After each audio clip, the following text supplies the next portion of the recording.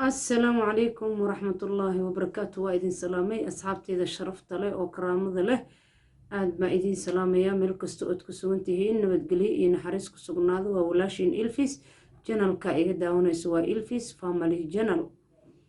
meel walba ood ku sugan tihiin caafimaad iyo nabadgelyo iyo naxariis biidni illaahi kariim walaalaha inta dhiban ilaahi subxaana watacaala dhibkaa ka dulqaado inta caafimaad qabto ilaahi subxaana watacaala caafimaadka ha u siyaadiyo biidni illaahi kariim inta aan waxaysan ilaahi subxaana watacaala wax wanaagsan ha siiyo inta waxaysatana ilaahay subxaana watacaala ha u barakeeyo oo waxaan fisahaadii fisqlayn ilaahay oo ka dhigo walaashiin ilfiis waa idinkama maqnaataa laakiin markay idin imaanayso waa inay wax idiinsoo kordhiso faa-iida idin leh insha allahu tacaala waxaan rabnaa maanta biidni illaahi kariim inaan casharkan idinkula wadaago suurad idinkana muhiim idin anigana muhiim ii waa suuraddii iftiinka waa suuraddii nuurka waa suuraddii quruxda waa suuraddii deganaanshaha maasha allah suuraddan qof walba horta uu iska jecel yahay inuu qurux badnaado maasha allah dad haddana waxaa jiraba aan kimika iyo wax la isku qurxiya aanan jeclayn laakiin jecel inay dikriga ilaahay iyo qur-aanka ilaahay iyo wuxuu ilaahay subxaana watacaala inoo soo dejiyey inay isku qurxiyaan sidaan wada ognahay qur-aanka waan wada naqaanaa dhammaanteen qof aanan qur-aanka aqoonin naguma jiro sidaan wada ognahay inta badan waa naqaanaa qur-aanka haddaan islaam nahay yaraa inta aanan qur-aanka garanaynin laakiin xifdiga qur-aanka waxaa kasii weyn fahanka inaa fahantid qur-aanka xifdigiisa waxaa kasii weyn inaa fahantid qur-aanka fahanka iyo xifdigana fahankaa sii sareeyo oo sii weyn waayo qofka hadduu qur-aanka xifdiyey fahankana uu yaqaano maasha allah maxaaba ka maqanba marka sida aan wada ognahay waa jecelnahay quruxda deganaanshaha caafimaadka nolosha qurxoon waa wada jecelnahay suuraddan insha allahu tacaalaa hadduu ilaahay subxaana watacaala ka raali noqdo waxaan filayaa qofkii sidai aan inkuu sheegno haddaa u samaysaan ama sida aan inkula wadaago aa u isticmaashaan waxaa rajaynayaa biidni illaahi kariim faa-iidada aniga aan ka helay mid ka badan adinkana biidni illaahi kariim inaad ka heshaan qur-aanka ilaahay sidaa wada ognahay maasha allah waa wada daawo waa caafimaad waa deganaan waa qurux qur-aanka kariimka waa qurux deganaan caafimaad nolol wanaagsan iyo qurux qur-aanka kariimka inaad barato oo xifdiso waxaa kasii weyn inaad fahanto macnihiisa suuraddan waa suurad gaaban oo yar oo 3 aayadood ka kooban waa suurad caafimaad ku leh waa suurad qurux aad ka helayso weji qurxoon qof walbuu jecel yahay weji qurxoon caafimaad gudaha caafimaad dibadda qof walbuu jecel yahay qof aan jeclayn ma jiro indhihiisa inay u nuuraan qalbigiisa inuu u nuuro wejigiisa inuu u qurux badnaado cid aan jeclayn miyaa jirto may cid walba way jeceshahay maasha allah sida aa wada ognahay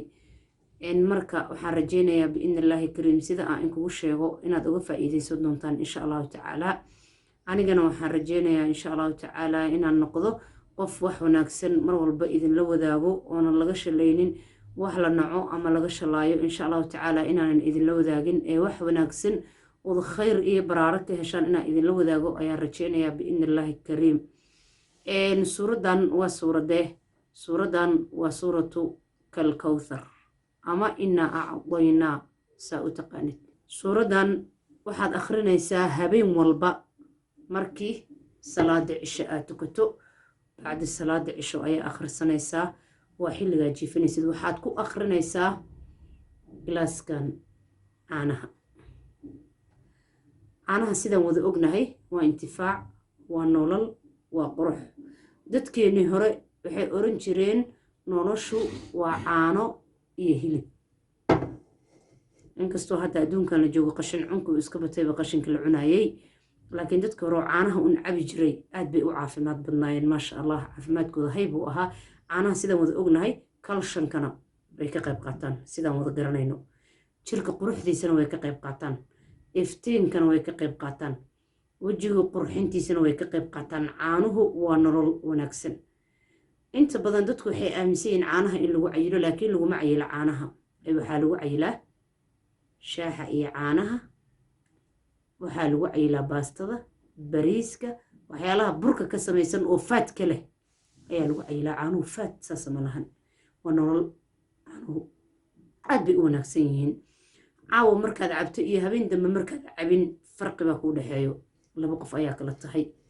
maasha allah suuratu inaa acdaynaa galaaskan caanaha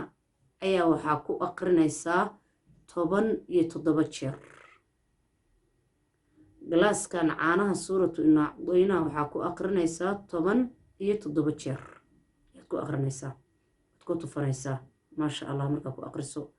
waa ku tufanaysaa markaa ku tufato waad cabbaysaa galaaskaas caanaha 17 jeer ayaa ku tufaysaa 17 jeer waana bacdul cishe markaa salaadii cishe tukatid oo jiifka isu diyaarinaysa insha allah ayaa ku tufaysaa cabaysaa ilmaha siisan kartaa zeygaa siisan kartaa adigaa cabi karo nafsadaadii noloshaadii wejigaada ku quruxsan karo wiilka iskaabulada cabi karo gabadha iskaabulada cabi karto dhammaan ummadda muslimiinta waa faa'iido waa caafimaad waa nolol qurux badan nolol baadna ka heli doontaa insha allahu tacaala caanahaas muddaa wadaysaa muddo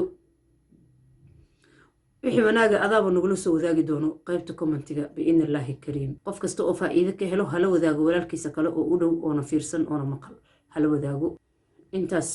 ayuu casharkeena ku egyahay biidni illaahi kariim suuraddaas ayaa rabay inaan kaga faa'iideeyo ood faa'iidadeeda ila dhadhamisaan iyo wanaageeda iyo quruxdeeda ayaa rabay insha allahu tacaala waxaan rajaynayaa sida aan kugu sheegay inaad uga faa'iidaysan doontaan insha allah assalaamu calaykum waraxmatullaahi wabarakaatu wabilaahi towfiiq